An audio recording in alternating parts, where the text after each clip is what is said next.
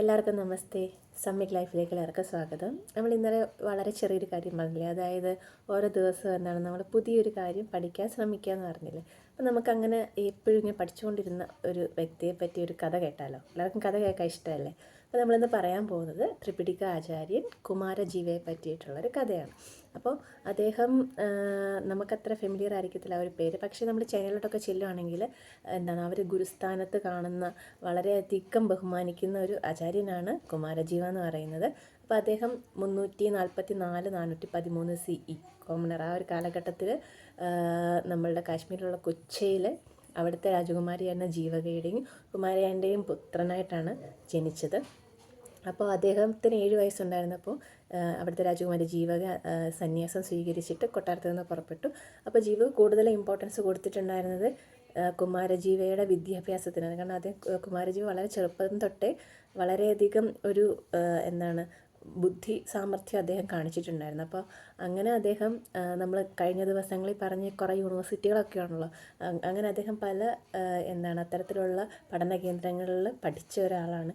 നാഗാർജുനയൊക്കെ ഇദ്ദേഹത്തിൻ്റെ ഗുരുവായിരുന്നു. അപ്പോൾ അദ്ദേഹം മധ്യമഗാഥ, അതുപോലെ തന്നെ സർവസ്തിവധ, അഭിധർമ്മം, അങ്ങനെ പല ഏരിയകൾ അദ്ദേഹം കവർ ചെയ്തു. അതേപോലെ തന്നെ സംസ്കൃതമാണെങ്കിലും വേദങ്ങളാണെങ്കിലും ജ്യോതിശാസ്ത്രമാണെങ്കിലും ജ്യോതിഷമാണെങ്കിലും അതേപോലെ തന്നെ മെഡിസിൻ ആണെങ്കിലും ഇങ്ങനെ അദ്ദേഹം ഓൾമോസ്റ്റ് എല്ലാ ഏരിയയും അദ്ദേഹം കവർ ചെയ്തിട്ട് വളരെ ചെറിയ പ്രായത്തിൽ തന്നെ അദ്ദേഹം ഇതെല്ലാം പഠിച്ചു കഴിഞ്ഞിട്ട് തിരിച്ച് ഈ കൊച്ചാ രാജ്യത്ത് തിരിച്ചെത്തി. അപ്പോൾ അവിടെ അദ്ദേഹത്തിൻ്റെ പാണ്ഡിത്യം അത് വളരെയധികം അഗാധമായിട്ടുള്ള പാണ്ഡിത്യം ഉണ്ടായിരുന്നു. അപ്പോൾ ഇദ്ദേഹത്തിൻ്റെ ഈ ഒരു പാണ്ഡിത്യം അല്ലെങ്കിൽ ഇദ്ദേഹത്തിൻ്റെ കഴിവ് എല്ലായിടത്തും ഇത് അറിയാൻ തുടങ്ങി. അങ്ങനെ ചൈനയിലെ രാജാവും കുമാരജീവയുടെ ഈ ഒരു സവിശേഷത അറിഞ്ഞിട്ട് അദ്ദേഹം കുമാരജീവയെ ചൈനയിലോട്ട് കൊണ്ടുപോകാൻ ശ്രമിച്ചു. പക്ഷേ നമ്മുടെ കൊച്ചിയിലെ രാജാവ് അതിന് സമ്മതിച്ചില്ല. അപ്പോൾ എന്ത് ചെയ്തു? അപ്പോൾ ചൈനയിലെ രാജാവ് അവിടുത്തെ സൈന്യാധിപനെ ഇങ്ങോട്ട് യുദ്ധത്തിനായിട്ട് അയച്ചു.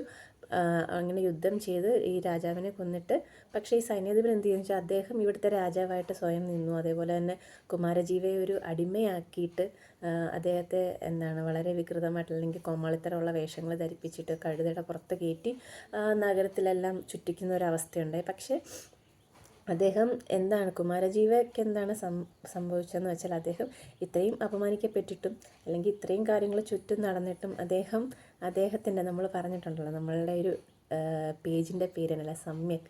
അദ്ദേഹം ആ ഒരു സമ്യക് അല്ലെങ്കിൽ അദ്ദേഹത്തിൻ്റെ ആ ഒരു സമചിത്തത അദ്ദേഹം ഒരിക്കലും അവിടെ നഷ്ടപ്പെടുത്തിയില്ല. അപ്പോൾ അദ്ദേഹം എന്ത് ചെയ്യുന്നതെന്ന് ചോദിച്ചാൽ ഓരോ ചലഞ്ചസും അദ്ദേഹം ഒരു ഓപ്പർച്യൂണിറ്റി ആയിട്ടാണ് കാണുന്നത്. നമുക്കെപ്പോഴും കുറേ ചലഞ്ചസ് വരുമ്പോഴത്തേക്ക് നമ്മളവിടെ തളർന്നു പോകുന്ന ഒരവസ്ഥയുണ്ട് അല്ലേ.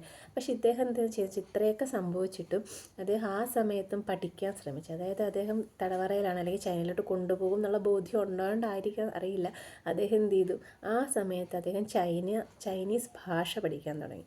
അപ്പം അതിനുശേഷം ഈ സൈന്യാധിപനെ വധിച്ച് വീണ്ടും നമ്മളുടെ ചൈനയിലെ രാജാവ് കുമാരജീവ ഇവിടുന്ന് മോചിപ്പിച്ചിട്ട് ചൈനയിൽ കൊണ്ട്. അപ്പോൾ അവിടെ പോകുന്ന സമയത്തിന് മുന്നേ തന്നെ എന്ത് ചെയ്തു? ഈ സംസ്കൃതത്തിൽ എത്ര പാണ്ഡിത്യം ഉണ്ടോ അതേപോലെ തന്നെ അദ്ദേഹത്തിന് അത്രയും ഡീപ്പായിട്ടുള്ള നോളജ് ചൈനീസ് ഭാഷയിലും അദ്ദേഹത്തിന് നേടാൻ സാധിച്ചു. അപ്പോൾ അവിടെ തിരിച്ച് ചൈനയിൽ ചെന്നപ്പോഴത്തേക്ക് അവിടുത്തെ രാജാവ് പിന്നെ അദ്ദേഹത്തിന് ശരിക്കും രാജകീയമായിട്ടുള്ള ട്രീറ്റ്മെൻറ്റ് ആട്ടോ കിട്ടി. അദ്ദേഹത്തെ അവിടുത്തെ ആസ്ഥാന ഗുരുവാക്കി. അതേപോലെ തന്നെ അദ്ദേഹത്തിന് വേണ്ടി ഒരു വിഹാര പണിഞ്ഞു കൊടുത്തു. അപ്പോൾ അവിടെ ഇരുന്നിട്ട് അദ്ദേഹം എന്ത് ചെയ്തു? അദ്ദേഹം ഒത്തിരി, അതായത് നമ്മളുടെ ഈ ഒരു ഭാരതത്തിൻ്റെ കുറേ ഗ്രന്ഥങ്ങളുണ്ടായിരുന്നു. അപ്പോൾ അദ്ദേഹത്തിൻ്റെ കയ്യിൽ ഓൾറെഡി കുറച്ച് ശേഖരങ്ങൾ ആയിട്ടാണ് അദ്ദേഹം ഇന്ത്യയിൽ നിന്ന് പോയിട്ടുണ്ടായിരുന്നത്.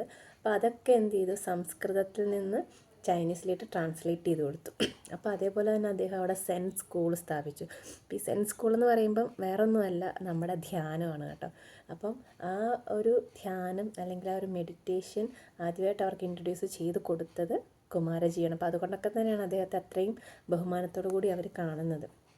അപ്പോൾ അതിനുശേഷം എന്ത് സംഭവിച്ചു എന്ന് വെച്ചാൽ ഇദ്ദേഹം വളരെയധികം, അതായത് പ്രജ്ഞാപരമിത സൂത്രകൾ, വിമലാകൃതി സൂത്ര, ലോട്ടസ് സൂത്ര, വളരെയധികം ഒത്തിരി കാര്യങ്ങൾ അദ്ദേഹം എന്ത് ചെയ്തു?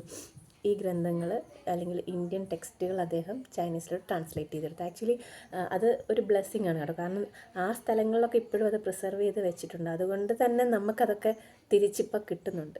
നമ്മളുടെ കയ്യിൽ എത്രയോ സംഭവങ്ങൾ അത് നശിച്ചു പോയി, നമുക്കറിയാമല്ലേ. അപ്പോൾ അതൊക്കെ വീണ്ടും കാരണം ഇവിടത്തിൻ്റെ എല്ലാം ബേസ് അല്ലെങ്കിൽ ഉറവിടം ഇവിടെ ആയതുകൊണ്ട് തന്നെ വീണ്ടും അതൊക്കെ ഏതെങ്കിലുമൊക്കെ വഴി കൂടെ തന്നെ വീണ്ടും നമ്മളിലേക്ക് തന്നെ അർഹതപ്പെട്ടിട്ടുള്ളതാണെങ്കിൽ നമ്മളിലോട്ട് തന്നെ അത് തിരിച്ച് വന്നുകൊണ്ടിരിക്കുകയാണ്. ഓക്കെ, അപ്പോൾ പിന്നീട് എന്ത് സംഭവിച്ചെന്ന് വെച്ചാൽ ഈ ചൈനയിലെ രാജാവ് അദ്ദേഹത്തിൻ്റെ ഒരു സ്വാർത്ഥമായിട്ടുള്ള താല്പര്യം, അതായത് കുമാരജീവി അത്രയും പാണ്ഡിത്യമുള്ളതാണ്. അപ്പോൾ ഇദ്ദേഹത്തിൻ്റെ ഒരു പിൻതലമുറ ചൈനയിലുണ്ടാവണം. അപ്പോൾ അവർക്ക് വീണ്ടും എന്താണ് അറിവുള്ള ഒരു തലമുറ കിട്ടും എന്നുള്ള ഇതുകൊണ്ട് അവിടെ ഉണ്ടായിരുന്ന 10 പെൺകുട്ടികളെയും കൊണ്ട് കുമാരജീവി അവരോട് വിവാഹം കഴിക്കാൻ വേണ്ടി നിർബന്ധിക്കുകയുണ്ടായി. അപ്പോൾ ഈ സമയത്തൊക്കെ എന്ത് സംഭവിച്ചെന്ന് വെച്ചാൽ ഈ ബാക്കിയുള്ള ആളുകൾ നമുക്കറിയാമല്ലോ, ഒരാൾക്കിപ്പം കുറച്ച് അറിവ് വന്നാൽ സ്വാഭാവികമായിട്ടും നമുക്ക് വേറൊരാൾക്ക് എന്താണ് ചെറിയൊരു ഈഗോ ക്ലാഷ് വരാൻ ചാൻസ് ഉണ്ടല്ലേ. അപ്പോൾ പതുക്കെ കുറച്ച് ആളുകൾ പറഞ്ഞു തുടങ്ങി ഇദ്ദേഹം ചെയ്യുന്ന ട്രാൻസ്ലേഷൻ എന്താണ് വിശ്വാസയോഗ്യമല്ല. കാരണം ഇദ്ദേഹം ഇത്രയും കല്യാണം കഴിച്ചു, നമുക്കറിയാമല്ലോ. ആ ഒരു കല്യാണം കഴിക്കാൻ നമുക്ക് ഓൾമോസ്റ്റ് നമുക്ക് പല എന്താണ് ആ ഒരു കല്യാണം കഴിക്കുമ്പോൾ തന്നെ എന്തൊക്കെ കാര്യങ്ങൾ ഫേസ് ചെയ്യേണ്ടി വരും, അല്ലെങ്കിൽ ആ ഒരു ഫാമിലി ലൈഫ് മാനേജ് ചെയ്യുന്ന കാര്യങ്ങൾ നമുക്കറിയാം. അപ്പോൾ 10 പേരെ മാനേജ് ചെയ്യുക അല്ലെങ്കിൽ ഇത്രയും കാര്യങ്ങളൊക്കെ ചെയ്യുക എന്ന് പറയുമ്പോഴത്തേക്ക് അത് വളരെ ഒരു ടാസ്ക്കാണ്. അപ്പോൾ ഈ ഒരു സമയത്ത് എന്ത് സംഭവിച്ചെന്ന് ചോദിച്ചാൽ ഈ ഇദ്ദേഹത്തിൻ്റെ ട്രാൻസ്ലേഷൻ്റെ വിശ്വാസ യോഗ്യതയെ മറ്റുള്ളവർ ചോദ്യം ചെയ്തു.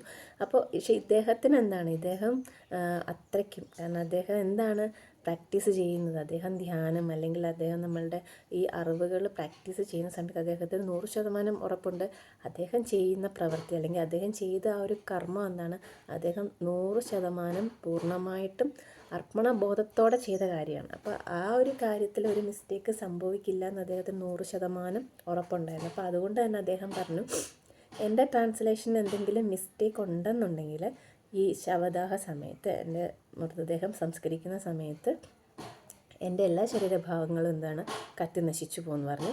അതല്ല എൻ്റെ ട്രാൻസ്ലേഷൻ കറക്റ്റാണ്, ഇതിലൊരു മിസ്റ്റേക്കും ഇല്ലയെന്നുണ്ടെങ്കിൽ ഈ ശവസംസ്കാര സമയത്ത് എൻ്റെ നാവ് മാത്രം കത്തി നശിക്കത്തില്ല എന്ന് പറഞ്ഞു.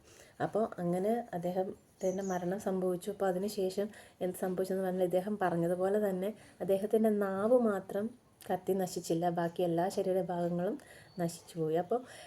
അപ്പോൾ അതെന്ത് ചെയ്തു, അത് അവർ ഒരു സ്തൂപമാക്കിയിട്ട് അതവർ സൂക്ഷിച്ച് വെച്ചിട്ടുണ്ട്. ഇപ്പോഴാണെങ്കിലും ചൈനയിൽ ചെന്നാൽ നമുക്ക് ആ സ്തൂപം അവിടെ കാണാൻ സാധിക്കും. അപ്പോൾ അത്രയ്ക്കും പവർഫുള്ളായിട്ട് അദ്ദേഹം വന്നിട്ടുണ്ട് എന്നുണ്ടെങ്കിൽ എന്തുകൊണ്ടാണ് നമ്മൾ നേരത്തെ പറഞ്ഞ ആ ഒരു സമ്യക്കായിട്ടുള്ള, അതായത് എന്തൊക്കെ കാര്യങ്ങൾ അദ്ദേഹത്തിന് ചുറ്റും നടന്നു അതൊന്നും എന്താണ് നമ്മൾക്ക് മുന്നോട്ട് പോകാനുള്ള അല്ലെങ്കിൽ ആ അറിവ് സമ്പാദിക്കാനുള്ള അല്ലെങ്കിൽ നമ്മളുടെ ജീവിതത്തിൽ നമുക്ക് മുന്നോട്ട് പോകാനുള്ള ഒരു ലക്ഷ്യം അല്ലെങ്കിൽ ആ ഒരു ലക്ഷ്യത്തിലെത്താനുള്ള ആ ഒരു യാത്രയ്ക്ക് എന്താണ് ഇതൊന്നും ഒരു തടസ്സമാവാൻ പാടില്ല, അല്ലെങ്കിൽ നമ്മളെ അതൊന്നും അഫക്റ്റ് ചെയ്യാൻ പാടില്ല. അത്രയ്ക്കും പവർഫുള്ളാണ് അവരുടെ മൈൻഡ്, അത്രയ്ക്കും പവർഫുള്ളാണ്. മൈൻഡ് അത്രയ്ക്കും പവർഫുള്ളായത് എന്താണ്, നമ്മൾ നേരത്തെ പറഞ്ഞ പോലെ ആ ഒരു മെഡിറ്റേഷൻ അല്ലെങ്കിൽ ധ്യാനം പോലുള്ള കാര്യങ്ങൾ അവർ പ്രാക്ടീസ് ചെയ്യുന്നത് കൊണ്ടാണ്. നമ്മൾ പറയും മാത്രമല്ല, അതായത് നമ്മളത് ജീവിതത്തിൽ എപ്പോഴാണ് നമ്മൾ പ്രാവർത്തികമാക്കുന്നത് അപ്പോഴാണ് നമുക്ക് ജീവിതത്തിൽ ചേഞ്ചസ് വരും. ഇപ്പോൾ നമ്മൾ ഇന്നലെ പറഞ്ഞ കാര്യം തന്നെ, അതായത് ഓരോ ദിവസവും പുതിയ കാര്യങ്ങൾ പഠിക്കുക എന്ന് നമ്മൾ പറഞ്ഞു, പക്ഷേ നമ്മൾ എന്ന് നമ്മുടെ ജീവിതത്തിൽ ഈ ഒരു ചെറിയൊരു കാര്യം നമ്മൾ ഇംപ്ലിമെൻറ്റ് ചെയ്യുന്നു അപ്പോൾ മാത്രമേ നമുക്ക് എന്താണ് ആ ഒരു ചേഞ്ചസ് നമുക്ക് നമ്മുടെ ലൈഫിൽ സംഭവിക്കത്തുള്ളൂ. ഓക്കെ, അപ്പോൾ എല്ലാവർക്കും ഇത് കഥ ഇഷ്ടപ്പെട്ടു എന്ന് കരുതുന്നു. ഇപ്പോൾ നിങ്ങൾക്ക് എന്തെങ്കിലും ഇതിനെപ്പറ്റി പറയാനോ അല്ലെങ്കിൽ എന്തെങ്കിലും അഭിപ്രായങ്ങൾ അല്ലെങ്കിൽ നിർദ്ദേശങ്ങൾ എന്തെങ്കിലും പറയാനുണ്ടെങ്കിൽ നിങ്ങൾക്കത് കമൻറ്റ് ചെയ്യാം. ഓക്കെ, അല്ലെങ്കിൽ മെസ്സേജ് ചെയ്യാം. അപ്പോൾ എല്ലാവർക്കും നന്ദി, നാളെ കാണാം, ബൈ.